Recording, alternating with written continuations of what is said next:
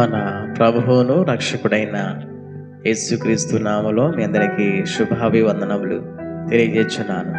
అందరూ బాగున్నారా?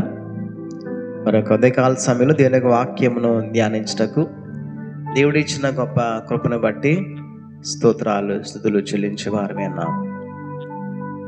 ఈ సమయంలో వాక్యమును చదువుకుందాం. హెబ్రీ పత్రిక 2వ అధ్యాయము 18వ వచనం చదువుకుందాం. హెబ్రీ పత్రిక 2వ అధ్యాయము 18వ వచనం చదువుకుందాం. తాను శోధింపబడి శ్రమ పొందిన గనుక శోధింపబడు వారికి సహాయము చేయగలవాడై ఉన్నాడు అని రాయబడింది. యేసు ప్రభు వారు గురించి కనుక జ్ఞాపం చేసుకుంటే, ఆయన శోధింపబడి ఉన్నాడు, తాను శోధింపబడి శ్రమ పొందాను అని రాయబడింది. అయితే శ్రమ పొందిన గనుకనే శోధింపబడు వారికి సహాయము చేయగలవాడై ఉన్నాడంట. ఆయన శ్రమలో ఉన్న వారికి సహాయం చేయగలవాడై ఉన్నాడు.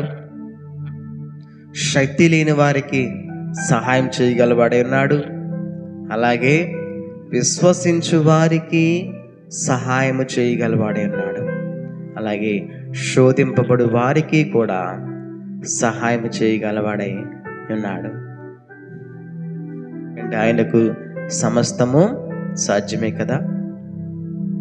కాబట్టి దేవుడు తప్పకుండా మనకు సహాయం చేయగలవాడై ఉన్నాడు.